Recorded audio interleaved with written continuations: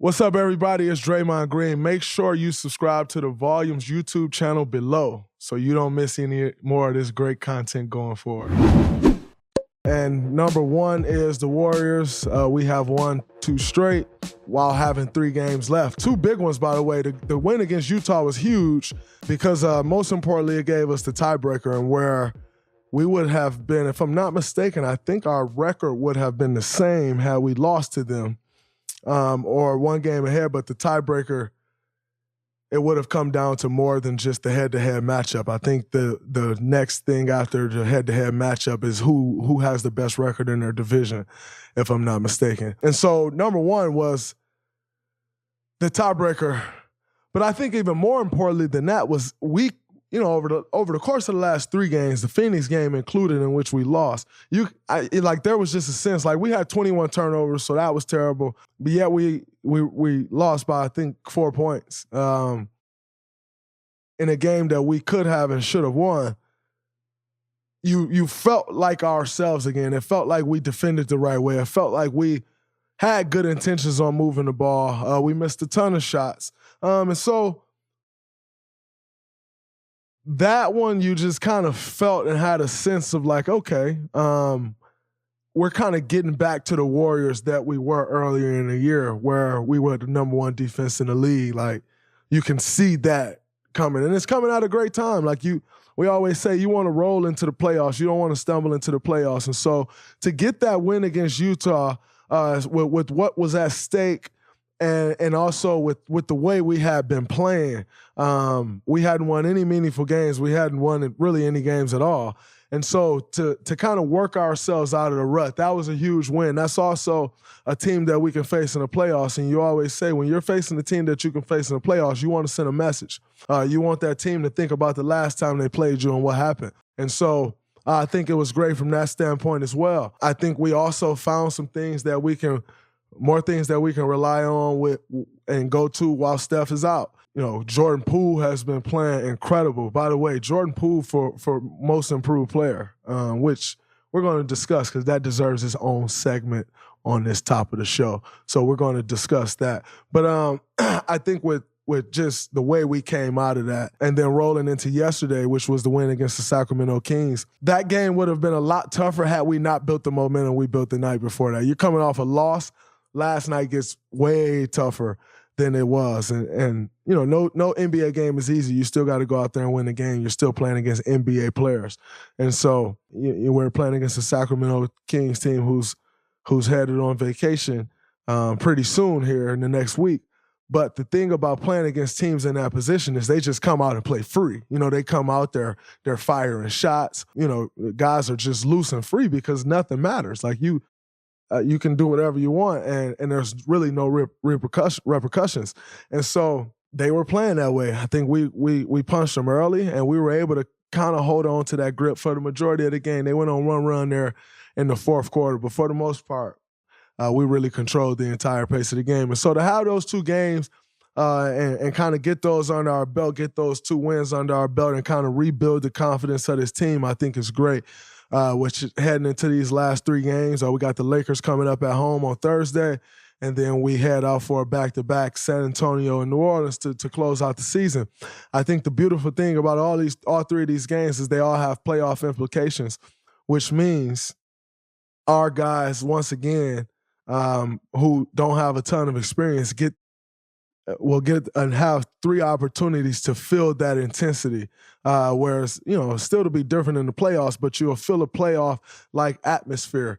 And I think it's great for guys to feel that heading into the real thing because, you get slapped in the face by stepping out there. We play rookies, part of our rotation. And so you want guys to get that experience and kind of feel that atmosphere and feel how you need to take that level of competition up a notch, how you need to take that level of focus up a notch. Everything in the playoff is ramped up a notch, and every round you go is ramped up even more.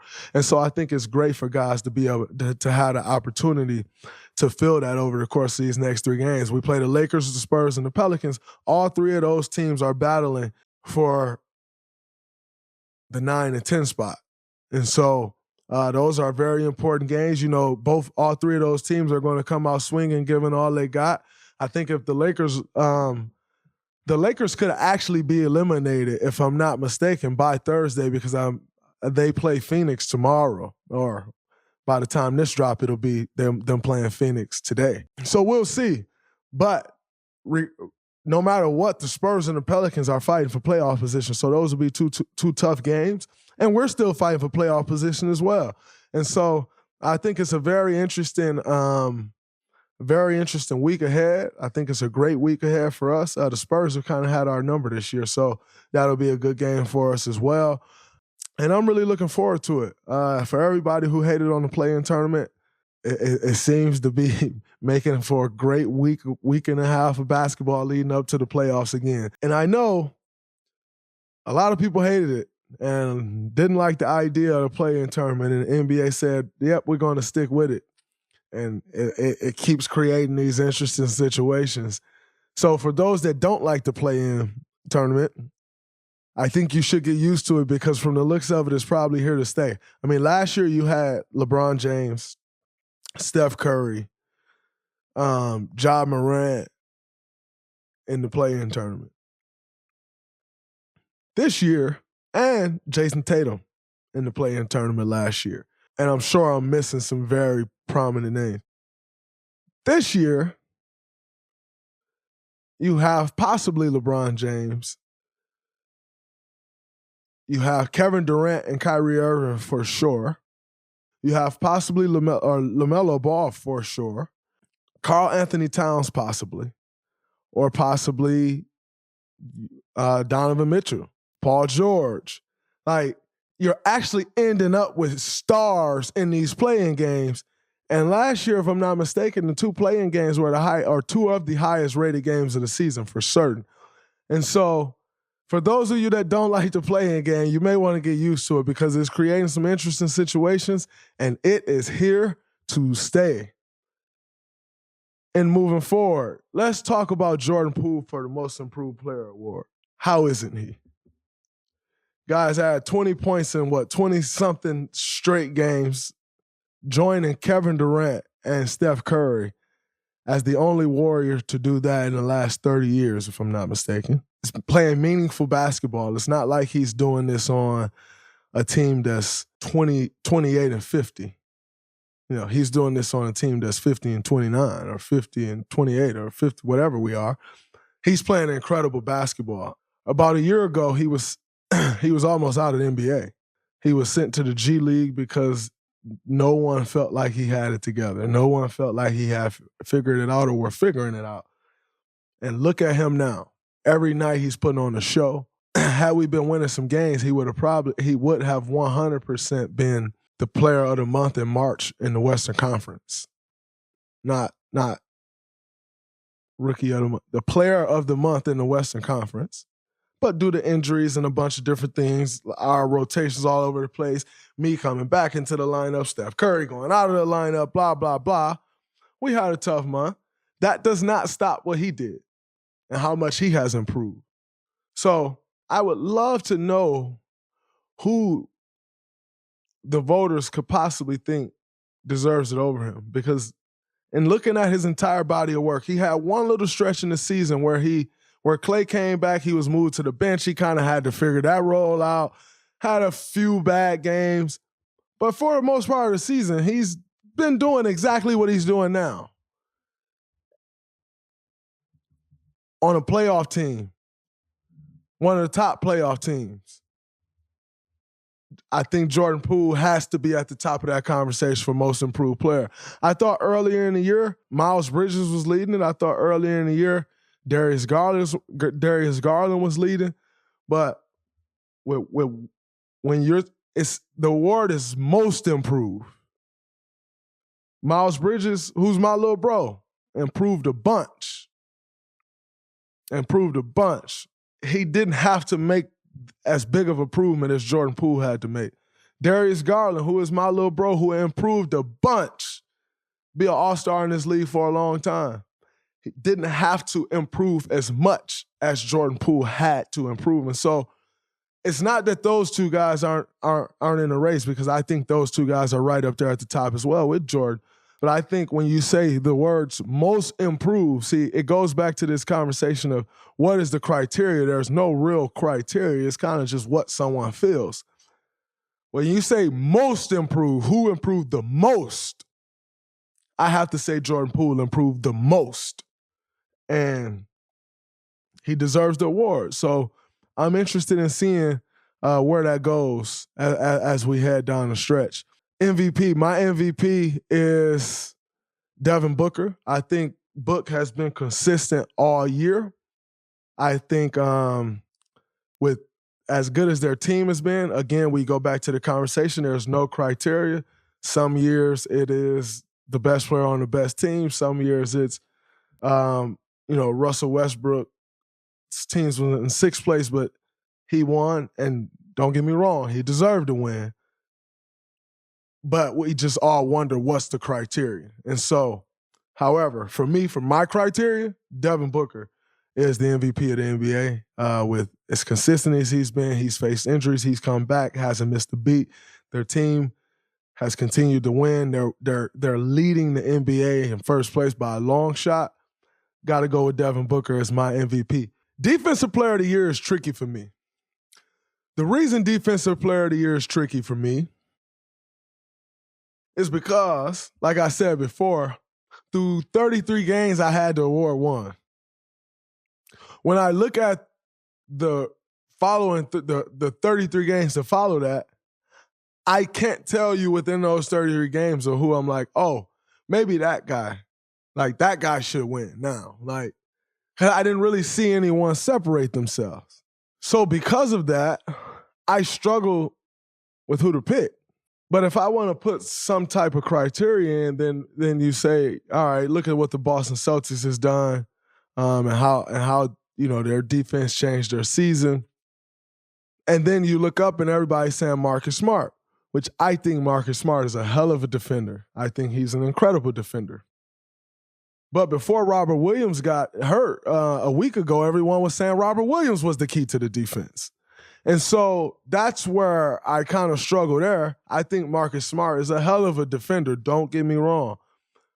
But I'm just saying, a week ago before the injury, the narrative was Robert Williams was the key to their defense and why everybody's able to switch and just funnel everything to him, and he cleans all the mistakes at the rim. And then once he got hurt, now all of a sudden everybody's like, oh, Marcus Smart's the Defensive Player of the Year. Hell of a defender. Great defender. But how did the narrative change so fast is what I don't understand. That's my only question about Marcus Smart. But definitely should be in the conversation. Could be deserving. Mikal Bridges has to be in the conversation. Probably is the winner with the way he's guarded. I've seen him guard the hell out of some guys. What I like about Mikal Bridges is he's a good defender. He's not a good on-ball defender. He's a good defender. He's good on the ball. He's good off the ball. He can block shots weak side. He can play passing lanes. He's in the right spot. He's always in help. He's a good defender. See, there are some defenders that compromises your defense in order to be good defenders. Mikal Bridges don't compromise your defense to be a good defender. So Mikal Bridges has to be in the conversation and is probably deserving to be the winner of it. Coach of the Year. And I struggle with this one. It has to be one of two guys. One of three guys. Ime Udoka. Because Ime, see, it wasn't like the Boston Celtics was handing him after last year as the Boston Celtics that we all know. They were not very good last year, and they were in the play-in tournament, and people was talking about trade Marcus Smart and trade Jaylen Brown and all of this stuff. They started off the season rough, and they figured it out. I got to give a lot of credit to Ime for that. So Ime's in the race. Doc Rivers is in the race. With everything that team was going through with the Ben situation, to stay right at the top of the Eastern Conference, that's a hell of a coaching job. They got to keep everybody on a straight and narrow in order to accomplish that. So Doc Rivers has to be in the conversation. And then J.B. Bickerstaff has to be in the conversation. I mean, nobody and I know they've been losing as of late, But if you would have told the Cleveland Cavaliers or anyone else that they would be in the play-in game this year and possibly with an opportunity to still be a top 6 seed in the playoffs, everybody would have jumped at it. They were probably the 14th, 13 or 14 in the Eastern Conference last year. So I got to give a lot of credit to JB Bickerstaff. And of those three, Monty. No Monty? Well, my only thing with Monty is they played in the NBA Finals last year. Okay. Like, who won it last year? Tibbs, I think. Which I thought Monty should have won it last year. Me too. But I thought it was a no-brainer they should have won it. Monty should have won it last year. But for me to say now Monty should win it just because he didn't win it last year, they played in the NBA Finals last year, lost in 6 games. Mm-hmm. And so I kind of expected them to come out this year like this. You're pissed off. You got the same team. You added some pieces. JaVale McGee, who I thought was a big add. Like, you added some pieces, but you got your continuity. I expected that from them this year, what they've done. And so not taking anything away from Monty with what he's done with that organization and turned everything around is insane. So I'm not taking anything away from Monty, but I'm just like, who's done like the job this year that no one saw coming? It's usually who I like to go with Coach of the Year, which is why Monty would have been it last year for me. No one saw the Phoenix Suns going to the NBA Finals last year coming into the season. And so that's why Monty would have been there for me. And they were a top 2 seed battling for a 1 seed. So that's why this year I have to go with Ime Udoka. I think Ime is the Coach of the Year. It's his first year coaching. To take Jason Tatum and Jaylen Brown from what everybody thought should be a thing of the past to a thing of the future is a big time thing. That's 2 young guys that you're trying to get the buy-in. In what case that both guys could think, no, I should be the number 1 guy. And you get them to buy in and that team to be playing how they're playing, to get Marcus Smart to looking like the point guard everyone thought Marcus Smart would be coming out. See, now, Marcus Smart, I don't know if people remember Marcus Smart coming out of Oklahoma State, but was the ultimate winner. Was going to USA camps, destroying everybody still as a college kid. I'm talking that Marcus Smart. Marcus Smart this year is playing the type of basketball that Marcus Smart played. And that's no discredit to the basketball that Marcus Smart has played his whole career. Marcus Smart has had a very good career. But I think now Marcus Smart is playing the basketball that everyone thought Marcus Smart would play when he first came out, and it's so beautiful to see. And you know what it's showing up in? Remember what I said Marcus Smart was back then? Marcus Smart played basketball like the ultimate winner. Whoa, what's the Boston Celtics doing now? They're winning. I think Marcus Smart have a huge, huge, huge thing to do with that. And so Ime Udoka has to be the Coach of the Year, and my Rookie of the Year is Evan Mobley. He's playing on a winning team that's going to be in the playoffs. The basketball that he's played all year, he's consistently gotten better. I also think he's the star of that draft. I think he is going to be insanely good. I actually thought this before this year, but Evan Mobley is my Rookie of the Year for sure. So that's who I got for this year's awards. We'll see how it all plays out. I'm interested in seeing how it plays out because I think, Jackson and I decided whether we were going to do the awards this week or not. And it's funny because we decided that we were going to do them next week because we still think the races are still playing out. Like there's still meaningful games left in this season down the stretch that could sway someone one way or the other. And so we said we were doing this next week, but then I started talking about Jordan Poole. And I'm like, well, if I'm talking about Jordan Poole, then we might as well talk about all the awards. So Jordan Poole, 100% most improved player. But that's it, man. That's the top of the show. Hope y'all enjoyed it. That's my thoughts. That's my takes. Playoffs right around the corner. Warriors back to 50 wins, clinched the playoff spot. I never really appreciated the playoffs so much since my rookie year. But after not playing the playoffs for 2 years, I need it. So I'm excited. That's it. Actually catch y'all tomorrow with the Steph Curry interview. Make sure y'all lock into that one as well. Draymond Green Show. It's a wrap. Talk to y'all later. Peace.